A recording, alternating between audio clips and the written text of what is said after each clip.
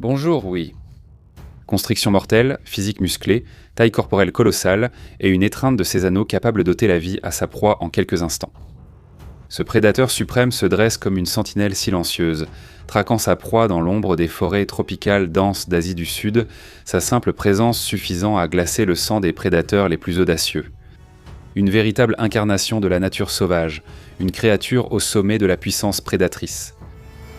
Voici le tueur le plus redouté d'Asie, le python réticulé.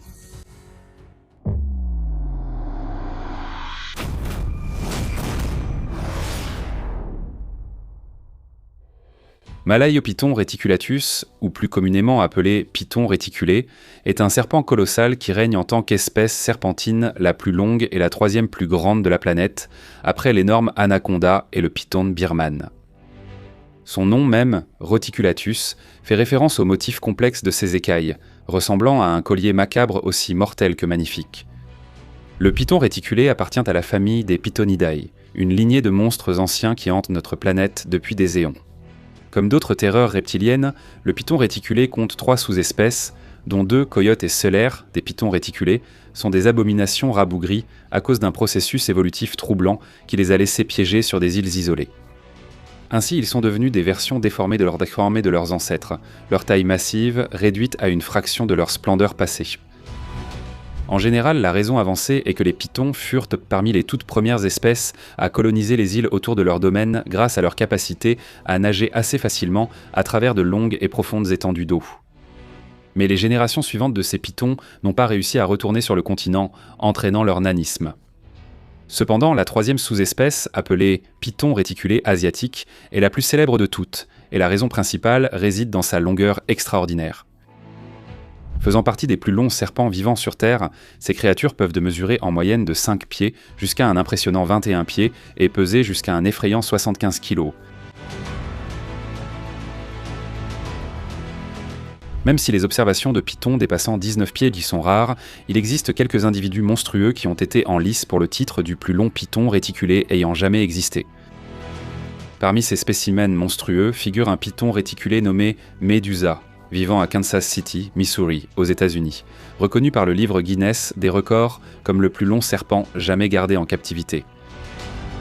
En 2011, il a été rapporté que Medusa mesurait une longueur impressionnante de 25 pieds et pesait environ 350 livres. Mais c'est dans la nature que ces créatures prospèrent vraiment.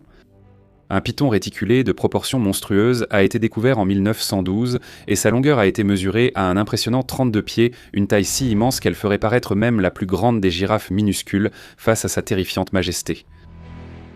De plus, en plus de sa longueur impressionnante, l'apparence du python réticulé est tout aussi redoutable, capable d'inspirer la terreur à ses proies. Le motif de couleur complexe de ces serpents présente un dessin géométrique élaboré qui intègre une gamme de teintes menaçantes.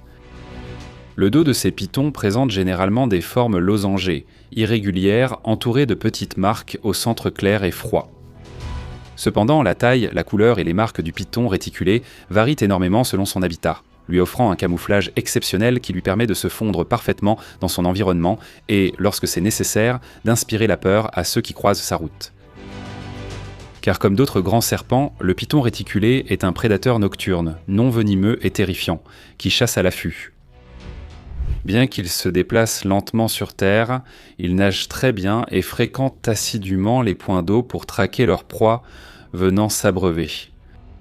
Prédateurs embusqués, ces serpents attendent patiemment que leur proie s'approche à portée de frappe, avant de s'enrouler autour de leur proie avec une intention mortelle, les écrasant sans pitié par constriction, exerçant une force pouvant atteindre 14 livres par pouce carré, arrachant la vie à tout ce qu'ils maîtrisent jusqu'à un quart de leur taille et poids.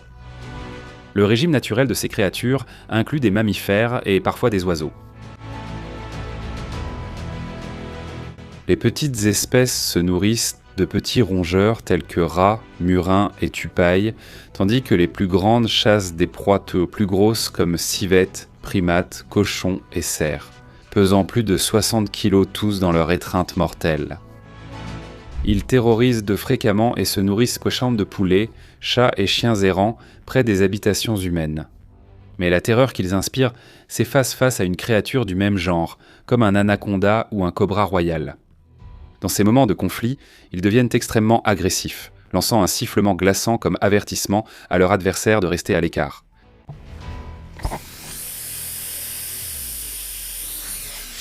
Dans une vidéo filmée sur un chemin public à Singapour, une bataille entre un cobra royal et un python réticulé se déroule sous nos yeux. Le python, conscient du danger, se défend, mais le cobra, plus rapide et venimeux, attaque en premier et injecte ses neurotoxines mortelles dans le sang du python à travers sa peau coriace. Le cobra s'éloigne en rampant dans les buissons, laissant le python se tordre de douleur. Des témoins ont plus tard révélé que le python est mort dans d'atroces souffrances après quelques minutes. Mais le cobra royal ne gagne pas toujours. Parfois, les pythons les maîtrisent d'un coup rapide, en frappant leur tête ou en les écrasant. Cependant, ils succombent généralement au croc venimeux du redoutable cobra royal. Les humains et les pythons sont de redoutables adversaires, luttant pour survivre, surtout dans les zones où leurs rencontres avec la nature sauvage sont fréquentes. Les humains traquent sans cesse ces serpents pour leur peau, leur vertu médicinale ou comme animaux de compagnie, mais les pythons ripostent violemment, s'attaquant surtout aux femmes et agriculteurs pris au dépourvu. Bien que ces attaques ne soient pas très courantes, cette espèce a tout de même été responsable de nombreux décès humains signalés, aussi bien dans la nature qu'en captivité. Le python réticulé adulte peut ouvrir ses mâchoires assez grands pour avaler un humain selon la taille maximale de ses proies. En mars 2017, la découverte macabre du sort d'Akbar Sulubiro a bouleversé la régence de Mamuju centrale, dans le Sulawesi occidental en Indonésie. Le fermier de 25 ans avait simplement disparu de ses plantations de palmiers pour être retrouvé le lendemain dans l'estomac d'un python réticulé monstrueux de 7 mètres square. La bête avait une bosse visible à l'estomac, et en examinant de plus près, on a découvert le corps entier de l'homme dans le ventre du serpent. De même, lors d'un incident récent signalé en octobre 2022, une femme de 52 ans d'un village de Jambi, en Indonésie, a connu un sort macabre. Partie récolter la sève dans la plantation d'EVA, elle n'est jamais revenue.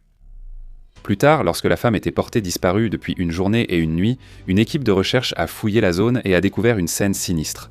Un python réticulé massif de 19 pieds de long avec une bosse sur le corps. En ouvrant le serpent, les villageois ont trouvé le corps intact de la femme. Au contraire, bien qu'ils soient fréquemment consommés par les humains, les pythons réticulés importés à des fins commerciales sont classés comme étant de préoccupation mineure selon le statut de l'UICN. L'espèce étant largement répartie dans diverses zones géologiques du biome, il est difficile d'estimer précisément leur population. Les pythons réticulés maintiennent leur population en produisant assez de petits chaque année. Étant des créatures solitaires, ils ne se rassemblent avec leurs congénères que pendant la saison des amours, qui a lieu de février à mars. Durant cette période, les femelles émettent des phéromones pour attirer les mâles et s'accouplent avec plusieurs partenaires. Après l'accouplement, la femelle python réticulée pond de 15 à 80 œufs dans un endroit abrité au sol et s'enroule autour d'eux jusqu'à l'éclosion, ce qui prend environ 88 jours à une température idéale de 88 à 90 degrés.